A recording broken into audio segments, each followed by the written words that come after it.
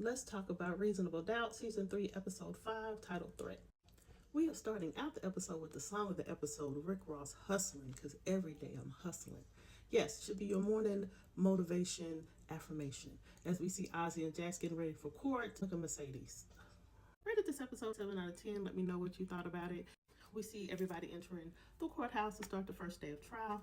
There's a lot of protesters and supporters outside with their signs. And we see somebody is blowing up Ozzy's sister's phone. And she has them saved in her phone as F no. Jax gives an amazing opening statement, and she's relatable. She keeps saying, well, next episode. I feel like this was the perfect opportunity for them to play Dr. Dre and Snoop Dogg next episode. Did anybody else think that? Does figure out that Mercedes is Ozzy's abuser, actually confronts her about it. For whatever reason, Ozzy is still lying about being at home alone and protecting Mercedes. Does confront Mercedes, she justifies her actions, pretty much saying that we're both monsters. We're both in it because we need something out of Ozzy. She says to Jax, because you need him, because I see the spark in your eye when you finally got this type of case. When we met you just for the NDA. And Jax, of course, goes in on Mercedes on being his abuser. You was messing with somebody when he was 13. But Mercedes held her own. I don't know how, because at first she was a little shocked, saying they both needed Ozzy for money, respect, and validation. First day on the stand, we have a detective and a medical examiner. The medical examiner testifies that Wendy's hands and feet were more than likely tied up. She had bruises, and his fingerprints were not on the gun. They do call out the medical examiner for posting a tweet about how rude Ozzy was to her and her child. So it does, throw a little bit into her credibility, but that doesn't change the facts of her medical report. There was no DNA found under Wendy's nails that was attributed to the scratches on his chest, so more than likely she did not cause those. But of course, she does have his DNA on her body because they were in a relationship. Jax confronts her mother about the fact that, she didn't say anything to her about Patrick showing up to her house unannounced, meeting the kids against her wishes, and the fact that we find out it was actually the mama who spilled all the family's tea. My apologies, I thought it was the kids. But of course, this mama, another reason why I do not like her, she does not hold herself accountable for anything. She snaps back at Jax like, how dare you have that tone with me? If you don't want nobody spilling your tea, then you shouldn't have did dirt. Of course, she gets no apology and makes Jax feel worse. We find out that F-Off is Alex, Ozzy's drug dealer, aka Ozzy's co-star on the show that he was on. He shows up to Ozzy's house and has a confrontation with Ozzy's sister asking for more money. He says he has a video of what? We don't know, but we all have assumed Alex was the one that was with Ozzy the night that Wendy went missing. He asked for $100,000 and he doesn't even wait for the money. He goes over to the prosecution and snitches, asks for a deal, immunity for his drug charges. He will get on the stand and say that he was actually with Ozzy the night that Wendy went missing. He does that. He testifies.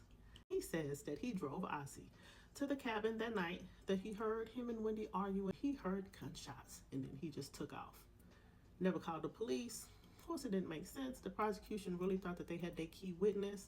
They thought that this was really going to be the nail in the coffin for Ozzy. The prosecution went to the prosecutor from last season that lost to Jax, asked him for a little insight on his friend. I don't know what insight he got or what intuition he thought he had, but he failed. He had to have known any criminal that gets up there and takes a deal to testify is already going to be questionable to the jury. So we see Jax crossing him for filth, and that's what she does. Ate him up, chewed him up, spit him out. We get a scene of the prosecution mad, knocking everything off his desk. I was like, not you making all this mess that you guys spend time cleaning up for something you already know that was going to happen. Let's have a moment of silence for this suit. Now, Jax always eats with the salads, but it was something about this suit, this collar that I loved. So we see that Cash Doll, who's Wendy's assistant, takes the stand as she testifies about how bad Ozzy treated Wendy. That Ozzy really didn't treat her very well. He was mean. That when Wendy went missing, she tried to reach out to Ozzy. He said that he didn't care, hung up the phone. Right? She thought she really did something. Of course, Jax got up and crossed her and was like, have you ever seen him be violent with Wendy? No. Is it normal for her to leave for a couple of days after they have an argument? No. She did that a couple times. Then we find out that just 3 days after Wendy went missing, the assistant, I forgot her name, is called Cash Doll, sent an email to all of Wendy's clients saying, I'm running the business now because Wendy's gone. Now, while all this good stuff is going on in court, we get Lewis. Speaking with Jax's investigator Daniel to try to put a tracker on Jax's daddy's car, he's suspicious. He thinks that he's going to be into something that's going to be unsafe for Jax and his kids. Wants Daniel to be quiet about it. Lewis actually goes out and buys a tracker, goes to the father's hotel room, puts the tracker on his car, and as he is doing that very covertly, he sees Jax leaving the hotel room. Jax did show up, confronts her father, gets some things off her chest. You should not have spoken to my kids. He agrees, but she really went over there to try to get some insight on his addiction so she can apply it to how she's going to handle Ozzy's addiction. He gives her a story, blah, blah, blah, blah, blah, Patrick, whatever, I'm a changed man. They hug it out. You see how that may go. In my mind, I'm thinking, Lewis, I need for you to hire a PI.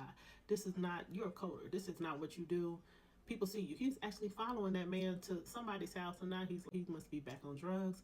Finally asked Daniel to do his job, which is to investigate. Very happy, because Lewis, you don't know what you're doing. I need for you to go back to the office and code some games.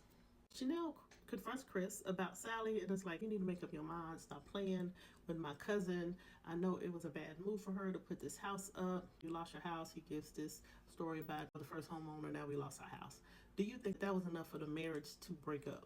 That one thing? Or do you think it was some other stuff going on and he just used that as an excuse to leave? I really feel like this is may come back to bite Chanel in the butt, because why are you talking to my husband about our issues? The scene I cheered for is that last episode we found out that Sally and Chris were still getting it on. Even though Jax tried to tell her, you need to make up your mind. Sally got pissed, called her a hater. Jax called her a hoe. I guess that's just how friends go. You know, that's not how me and my friends go back and forth. Anyway, so after one night with Chris, Sally gets up, gets dressed. He invites her over to his family's house, and she's like, "We getting back together?" He says, "I don't know. I'm just doing this for the kids." Bet. The way she gets dressed, takes the divorce papers out her purse, hands it to him. I was like, finally. I loved her in that scene. I appreciated that. Let's nip this in the bud, sir. You really don't want to be with me? You can't even make up your mind. Why would I stay in a marriage just for the kids? Don't ever do that. Don't be miserable in a marriage. You think that's best for the kids? The kids know that you are miserable. So this episode ends with cheers to Daniel. Finally getting a little time with Ozzy's sister. She's real shady. She's on my suspect list as well. But the end of the episode puts more weight on Mercedes being the suspect. He calls her. He needs somebody to talk to. She is burning a piece of clothing with some blood on it. She's like, I'm protecting you like I always do. So how many people think it's Mercedes? I think it's the sister.